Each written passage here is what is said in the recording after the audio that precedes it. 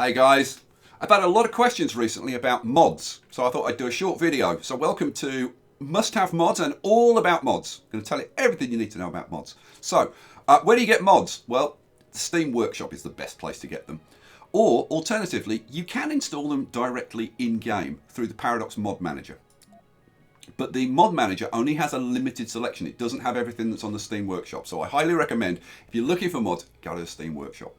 Okay, so must-have mods. What should you get? I highly recommend that the first thing you get is Mod Config Reborn. This allows you to configure mods that have options.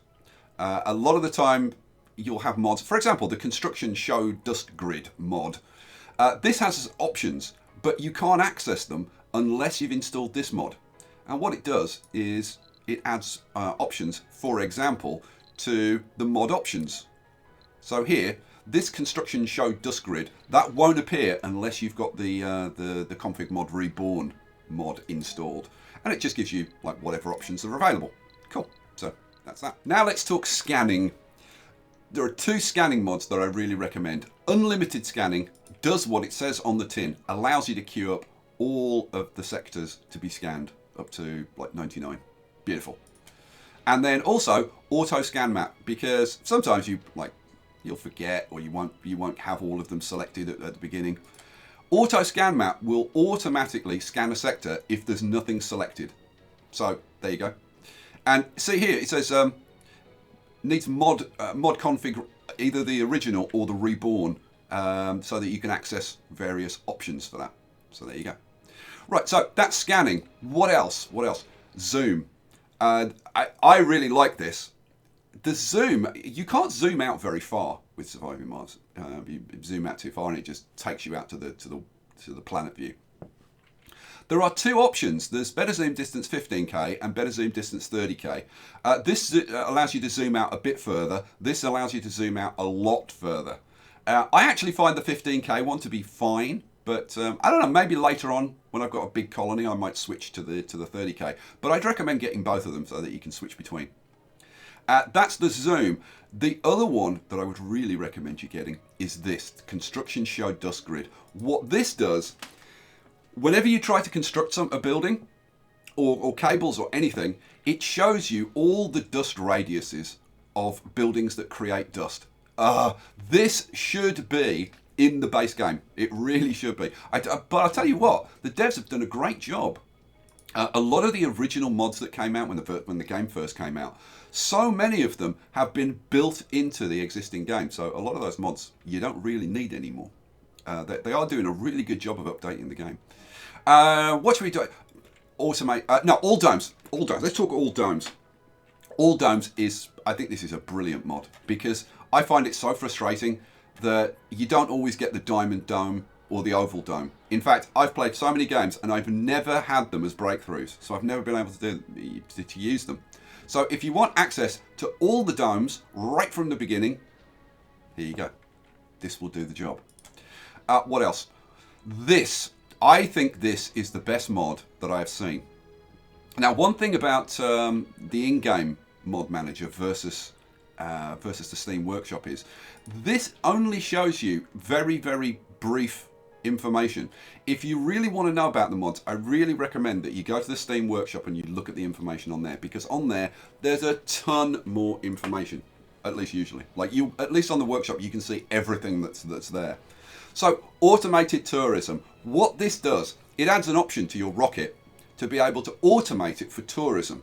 And what it does is just simply fly back to Earth, pick up any tourists, fly back to Mars, wait 5.5 days. Tourists stay on Mars for 5 days. So what it does is it waits for five days, then it waits for another 12 hours to give tourists a chance to actually get to the rocket and get loaded. And then it flies back, dumps those tourists back on Earth, picks up the new tourists, brings them back. It's just awesome, and it makes tourism viable. Because otherwise, tourism is basically a massive pain in the arse. So yeah, automated tourism, I am going to be using that. I think that's going to become one of my new favourite mods, if not my favourite mod. And talking of automating stuff that should be automated, I think automated tourism should be in the game because I mean, who really uses tourism that much? Especially late game, it's too much of a pain.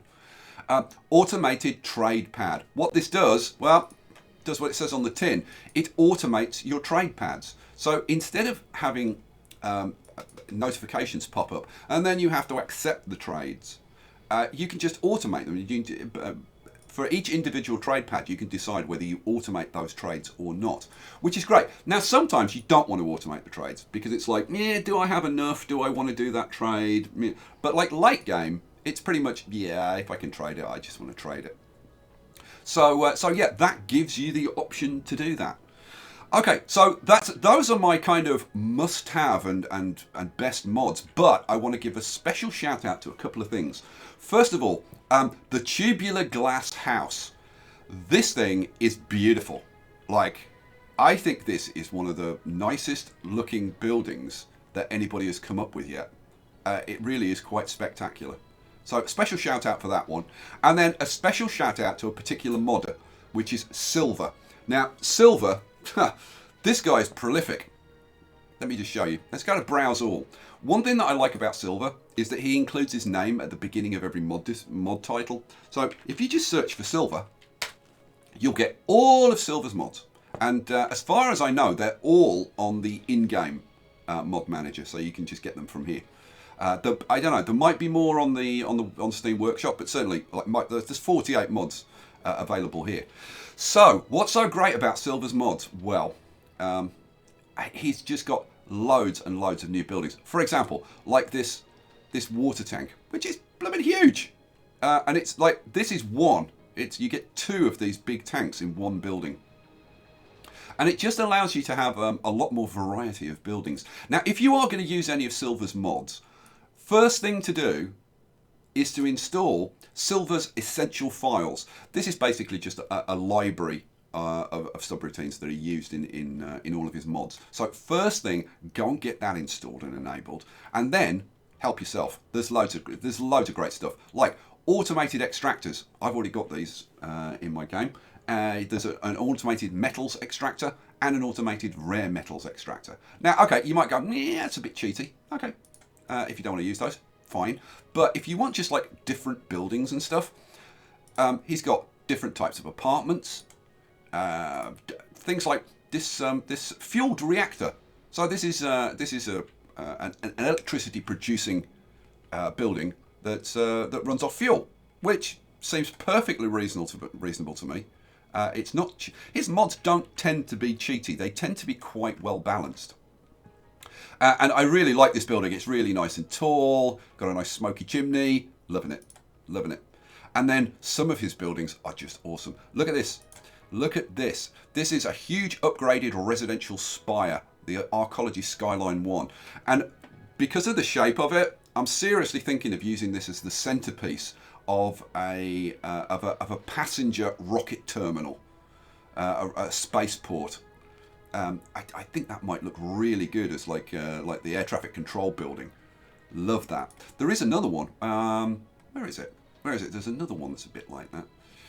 Oh yeah, the panoramic restaurant. Same kind of thing. It'll be one of those two. I don't know. I might go with this one. I really like that. What else? What else has he got that's really cool? Again, just to add variety, if you don't want to use the stock tanks, you want to have a bit of variety. There's medium-sized water and oxygen tanks, and there are lots of little buildings like this one. This is the toy store. So again, add some variety. So this is the toy store. It sells toys and has gaming rooms. So it services gaming and shopping, and what is it? But it consumes polymers on each visit. See, so like it's not cheaty, right? I like the fact that it's not cheaty. So many of the mods that come out for games are a bit cheaty, and I don't really like using them. But that's really good. Now, one thing I do have to mention is this: the Martian Observatory and Cosmos project. Now, this is the Martian Observatory, and the idea is that it scans the sky, and you can use it just on its own to produce either money or research. And it's pretty expensive. Costs 10 electronics to build, consumes 15 electricity. The maintenance is 3 electronics. And you need workers for this. So this is definitely not cheaty. But what's great is that if you start doing this, you can use this to trigger an actual event, which is based around the movie Contact, one of my favourite sci-fi movies, Contact. If you haven't seen it, see it. Jodie Foster, awesome. And Matthew McConaughey. So this adds 3 new buildings: the Martian observatory, the wormhole device, and georeactor. Adds 2 new breakthroughs, and I'm definitely going to do a series based around this, the Cosmos project, because it's a whole new event. And I don't know exactly what it does, but it sounds freaking awesome, and I just love the idea. So definitely going to do that. Let's have a look. What else? What else? Because there's some other. The georeactor.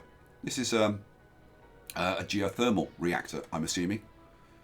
But again, it's really expensive. 350 concrete, 200 metals, 300 polymers, and it consumes 4 waters. Maintenance 4 polymers. Very, very, very expensive. And it's unlocked by the Mohole project tech. Or if you play with the Cosmos project event, this building will be unlocked during that event. I love what Silver's doing with the game. I think he should get hired by the devs. This is another great one, the Orion Heavy Rocket. What I love about this, first of all, I think it's great that there is an upgrade to just the standard rocket. I think this is something that the game is missing. And if you look at this, you can see the difference in size. This is a big rocket. Love it. Love the look of it as well. It's very, very cool. But what I like particularly about this is, first of all, it's not cheaty. It's pretty darn expensive. And you can't build it until you get advanced rocketry. Now, I actually think that the advanced rocketry tech that was added with the last update, the Armstrong update, this is exactly the kind of thing that you should be able to build, because you can just buy these rockets. Okay, yeah, it's nice to be able to build them as well, but we should have a bigger, more advanced rocket that we can build. So, love that. What else? I mean, to be honest, I think all of these, I think I'm probably going to end up installing all of them, because they're just so damn good. This one, again, just to show you kind of how not cheaty they are, but gives you more options. If you want to get luxuries for your colonists, it's kind of difficult. And also, if you want to solve morale, not easy. There aren't really any buildings to raise morale. So this, build this. Your colonists can go and visit it, and they get plus 10 morale, or there's a rare chance to get a great motivation and get plus 20 morale. This does social and relaxation, but consumes electronics for maintenance, which is expensive. So yeah, costs 5 electronics to build. So it's not a cheap solution for your morale, but there is a solution. Which one was the luxury? There's one that does luxuries as well. I can't remember. Oh, the retro cinema. Yeah. This one adds social relaxation and luxury, but it doesn't consume any advanced resources, which is the problem. But most of them, like the art store and whatever, they all consume advanced resources. This doesn't. Oh, and finally, I've got to mention the modular apartment, because this one's really good, because I think this is really clever. Basically, you've got apartments.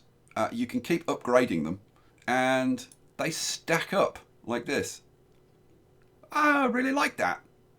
So yeah, good chance I'm going to be using that in my playthrough. Okay guys, I think that is pretty much it. Totally recommend all of Silver's mods. Big shout out to him. Big shout out to all the modders who are starting to add some really, really cool stuff to the game. So I hope you enjoyed this video. Try out some mods. I'll catch you for the next one. Peace out.